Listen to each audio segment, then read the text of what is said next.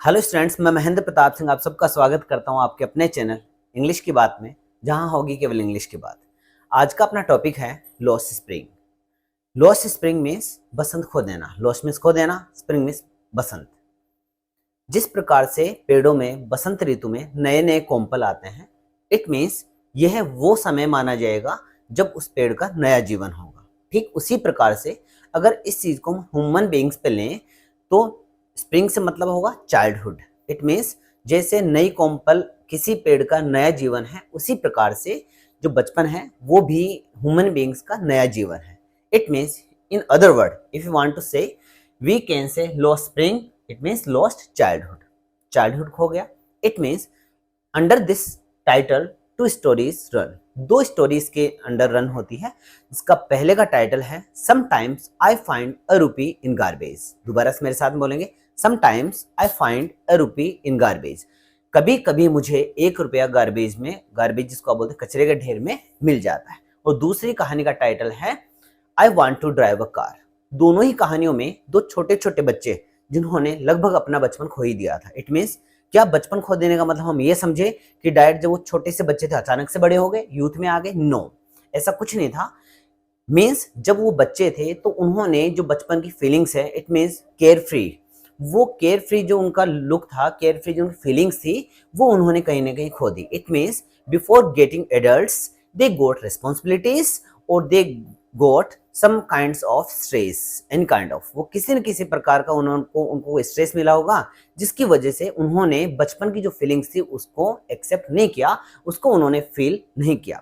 Let's start our first story, और जिसका title है समटाइम्स आई फाइंड अ रूपी इन गार्बेज। आप मेरे साथ में एक बार दोबारा से बोलने की कोशिश करेंगे ताकि, और मैं आपको ये विश्वास दिला दूं कि इस कहानी को पूरा होते होते आपको काफी सारे जो क्वेश्चन इंग्लिश में ही लर्न हो जाएंगे। बस आपको एक ही काम करना है, जिन वर्ड्स को मैं इंग्लिश में यूज कर रहा हूँ आप भी उन्हीं को इंग्लिश में मेरे साथ साथ बोलने की कोशिश करें, ताकि आपका रिपीटेशन होगा and with in 10 to 15 minutes we will be able to speak every question in English. Okay, so let's start.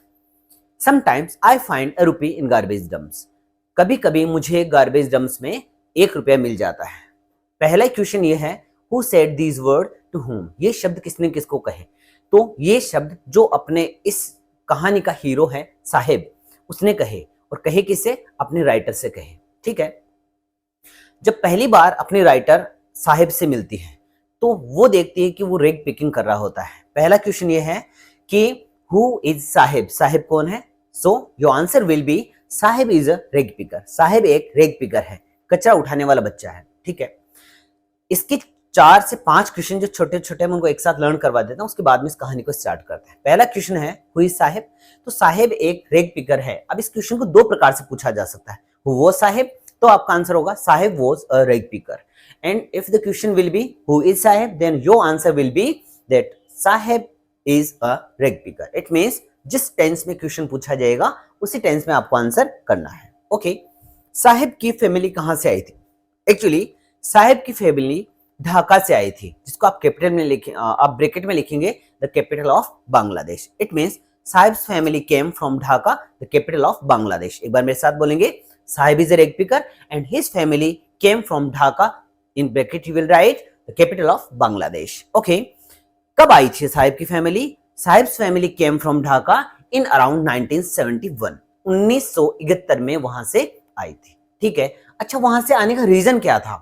ठीक है, क्योंकि Bangladesh is a different country और अपना इंडिया एक अलग कंट्री है, तो यहाँ आने का रीजन क्या था? क्यों आए वो अपने देश को छोड़कर? जबकि ऐसा माना जाता है बांग्लादेश तो एक रिवर्स कंट्री है, एक रिवर की कंट्री है, वहां बहुत ग्रीनरी है, बहुत ज्यादा हरियाली है, तो ऐसी इतनी प्यारी जगह को छोड़ के यहाँ आने से क्या सेंस था? सो यहाँ वो इसीलिए आए थे। आप इसका आंसर ये देंगे बिकॉज ऑफ स्टॉर्म्स, और यू कैन से because of flood that swept away their crops and their homes. दोबारा बोलेंगे, because of storms that swept away their homes and their crops. Okay, अब ये साहिब की फैमिली कहाँ रहती है? नस family lives in Seemapuri near new Delhi. 5 question दोबारा बोलेंगे, साहिब कौन था? Sahib was a rag picker. Where did his family came from? तो उसकी फैमिली आई थी from Dhaka, the capital of Bangladesh, when in 1971. Why? Because of storms that swept away their homes and their crops. And where does Saib's family live now?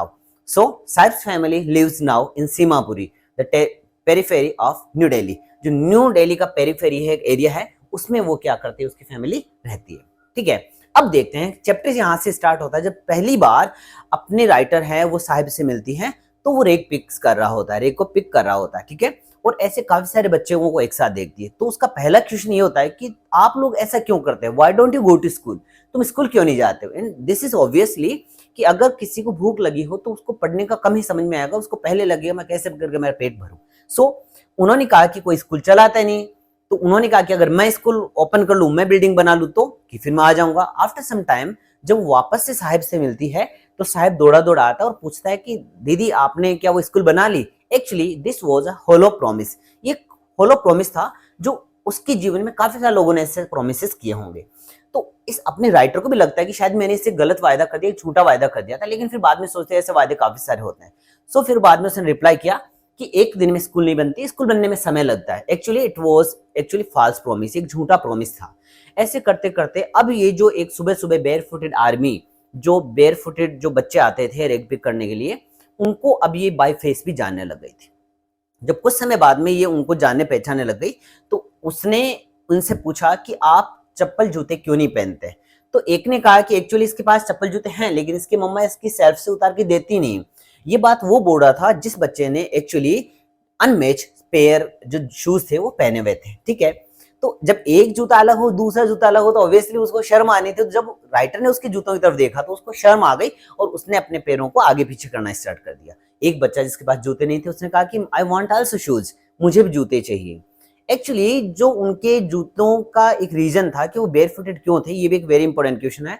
That word explanation goes to barefoot the children, बच्चों के barefoot होने का क्या explain जाता है। तो according to children क्या था एंड अकॉर्डिंग टू राइटर क्या था। So let's start our learning that question. इस क्वेश्चन को लर्न करने की स्टाइल स्टार्ट करते हैं इस क्वेश्चन को। ठीक है, so according to children it was not lack of money, ये पैसों की कमी नहीं थी। It was not lack of money but it was a tradition to be barefooted, to stay barefooted. तो बेयरफुट स्टे रहने के लिए उनकी एक ट्रेडिशन थी। But according to writer it was a perpetual state of poverty, ये actually एक ऐसी सिचुएशन थी जो कभी उनकी गरीबी से दूर नहीं हो सकती। इट मींस एक ऐसी गरीबी जो कभी नहीं मिट सकती थी। दोबारा से बोलूंगा, according to children it was not lack of money but it was a tradition to stay barefoot. अब आपकी बुक में लिखा टू स्टे बेयरफुट और आपको लिखना टू बी स्टेड बेयरफुट, जिसको मैंने पैसिव वॉइस में राइट कर दिया। आप ऐसे राइट करेंगे थोड़े अच्छे उम्दा मार्क्स आपको मिलेंगे। ठीक है, but according to writer it was perpetual state of poverty, ये उसकी पॉवर्टी का एक ऐसा पार्ट था जो कभी मिटने वाला नहीं था। ठीक है, अब क्या होता है जब ये बात, अब एक बार उनको ऐसा लगता है कि जब ये बिल्कुल बेयर फुटेड रहते हैं तो इनके पास में जो एक होल वाले शूज होते हैं, छोटे से मतलब छेद वाले जूते भी होते हैं, तो भी इनको अच्छा लगता है। बीच में एक एपिसोड आता है जहां साहिब क्या कर रहा होता है कि जो एक उनके पास में एक टेनिस का कोर्ट था, वहां एक फेंस के पास में खड़ा खड़ा उसको देख रहा होता है। एक्चुअली ये गेम जो देख रहा था उसकी काफी दूर है उसके पहुंच से, लेकिन उसने वहां शूज पहने हुए थे और एक जूते में छेद भी था। ऐसा माना गया कि हो सकता है किसी एक अमीर बाप के बेटे ने इसको डिस्कार्ड कर दिया होगा, इसको पसंद नहीं आ रहा होगा क्योंकि एक उसमें होल हो गया था। एक्चुअली जब हम अपने पास में जो क्लॉथ्स होते हैं और जो फेडेड हो जाते हैं, हम उनको क्या करते हैं, पहनना बंद कर देते हैं। और जब ऐसे किसी व्यक्ति को दे दिया तो उसको बहुत खुश होता है पहन के, क्योंकि in winter and even in summer also if they get shoes it may also having some in kind of hole, हो सकता है इसमें होल हो, वो छेद हो, लेकिन उनको इससे इफेक्ट नहीं होता क्योंकि इससे एक तो गर्मी से बच जाता है और कहीं वो ठंड से भी इससे बच जाता है। आगे एक वेरी इंपॉर्टेंट क्वेश्चन आता है, जब उनसे पूछा कि तुम ये काम क्यों करते हो, तो एक्चुअली साहिब बोलता है sometimes I find a rupee in garbage dumps and sometimes 10 rupee note. Actually question ये आएगा कि what is the means of the garbage for children and what is the meaning of this garbage for the elders के लिए garbage क्या sense रखता है, वही बच्चों के लिए क्या सेंस रखता है। तो for children it is a hidden treasure, आप इसको इस प्रकार से लर्न करेंगे, for children it is a hidden treasure, और फिर बाद में इसी टाइटल को दोबारा बोलेंगे। As Sahib says sometimes I find a rupee in garbage dumps and sometimes 10 रुपए, कभी कभी तो मुझे 10 रुपए मिल जाते हैं। इट मींस हम समझ सकते हैं कि बच्चे जब गार्बेज को पिक करते हैं तो उनका कोई सेंस ये नहीं होता, रेग्स को पिक करते हैं कि यहाँ उनको कोई बेनिफिट होने वाला, वो इसी उम्मीद में करते हैं कि कभी कभी उनको 1 रुपया और कभी कभी तो 10 रुपए का नोट भी मिल जाता है। ठीक है, but for elders this is their roof, this is their bread and there it is their source of livelihood, ये उनकी आजीविका का सोर्स था, means of their livelihood. Survival, उनकी सर्वाइवल का मीन्स था lively, you can say it is source of their livelihood, their roof and their bread. वापस इसको एकजुट करके लर्न करते हैं। According to children garbage means that it is a hidden treasure, as Sahib says that sometimes I find a rupee in garbage drums and sometimes I get 10 rupee note. Okay, but for elders this means will be that the garbage is for elders their bread, their roof and their source of livelihood. उम्मीद है ये question आपको यहाँ तक समझ में आ गया हो। अब ऐसे बातें करते करते एक बार इसमें एक और एपिसोड जाता है, इसमें वो शूज वगैरह देखता है, प्रेस की भी इसमें कहानी आती है, उदीपी नामक एक विलेज था वहां से। छोटे मोटे क्वेश्चन आप इसमें देखेंगे आपको समझ में आता रहेगा, ठीक है। बट सडनली क्या होता है, इसके बाद में लास्ट में 3 वेरी इंपॉर्टेंट क्वेश्चन आते हैं। जब काफी टाइम बाद में ये बच्चे गायब से हो जाते हैं, इट मींस ये साहिब कहीं और वर्क करने लग जाता है। कुछ समय बाद में जब लेखिका अपने राइटर जब इस साहिब से मिलती है, then he was with a canister, steel canister, एक स्टील कनस्तर एक स्टील के बर्तन के साथ में था।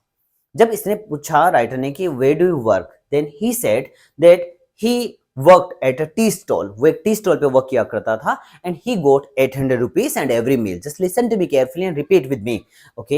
ही worked at a tea stall and he got 800 rupees and every meal. उसको जितना बच्चा जिस मान लो 3 या 4 बार खाना खाता उसको खाना भी दिया जाता था। It means he could save all the amount, उस पूरे अमाउंट को सेव कर सकता था। It means 800 rupees because he got every time food, वो हर प्रकार का मील, उसको हर टाइम का जो मील होता था उसको मिल जाया करता था, ठीक है। जब अपने राइटर ने ये पूछा are you happy, then he didn't answer, तब उसने कोई आंसर नहीं दिया।